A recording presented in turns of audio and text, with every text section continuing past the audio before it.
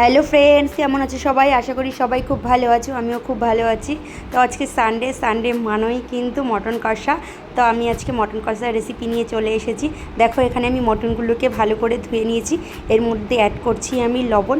এবার কিন্তু অ্যাড করব আমি হলুদ, তার সাথে কিছুটা কাঁচা তেল দিয়ে কিন্তু ভালো করে মেখে আমি সিটি দিয়ে দেবো প্রেশার কুকারে।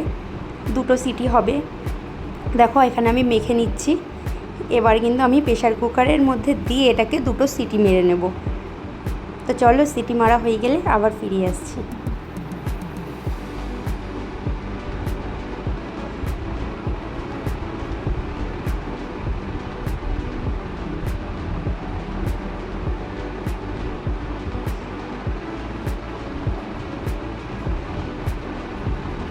তো দেখো, আমার সিটি মারাও কমপ্লিট। এই যে মাংসগুলো এরকমভাবে সেদ্ধ হয়েছে।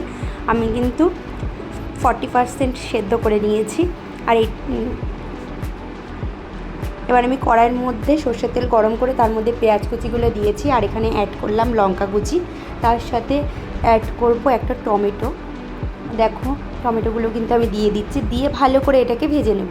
তারপর কিন্তু আমি আদা রসুনের পেস্ট অ্যাড করব। তো দেখো, আমার একটু ভাজা ভাজা হয়ে গেছে। এবার আমি আদাটা পেস্ট দিয়ে দিলাম। এবার কিন্তু আমি রসুন পেস্ট দিয়ে দেবো। দেখো, আমি দিয়ে দিলাম। এবার ভালো করে একটু নাড়িয়ে নেব।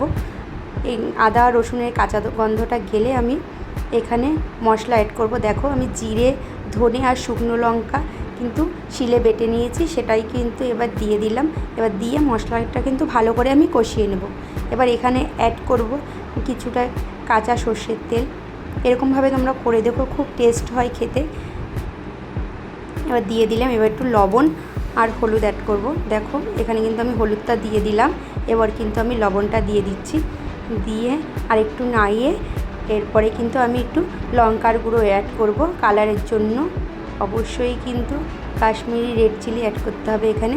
দেখো, আমি অ্যাড করে নিচ্ছি, নিয়ে একটু নাড়া দিয়ে এটাকে মিশিয়ে নিয়ে এরপরে আমি 2টো গোটা রসুন দেব। আর কিছুটা চই ঝাল যেটা ছিল আমি কেটে রেখেছিলাম সেটা দিয়ে দেব। দেখো, দিয়ে কিন্তু ভালো করে নাড়িয়ে এর মধ্যে মাংসটাকে দিয়ে দেব, যেটা আমি 2টো সিটি দিয়ে রেখেছিলাম। দেখো, দিয়ে আমি ভালো করে এবার মিশিয়ে নেব। দেখো, অনেকটা কষানো হয়ে গেছে। এবার কিন্তু আমি এর মধ্যে আলু অ্যাড করব। অ্যাড করে আবার একটু নাড়িয়ে যে মটনের যে স্টকটা ছিল সেটা কিন্তু আমি দিয়ে দেব। দেখো, দিয়ে দিয়েছি। এবার অনেকক্ষণ, প্রায় 15 মিনিট মতন আমি ফুটিয়ে নিয়েছি। এরপরে আমি এখানে অ্যাড করছি গরম মশলা আর সামান্য একটু চিনি। এরকমভাবে তোমরা বাড়িতেও করবে। তারপরে আবার আমি 10 মিনিট ফুটিয়ে নিয়েছিলাম। দেখো, আমার মটন কষাটা কিন্তু একদম ডান। কেমন হলো তোমরা কমেন্ট করে কিন্তু জানিও। ভালো লাগলে লাইক করে দিও।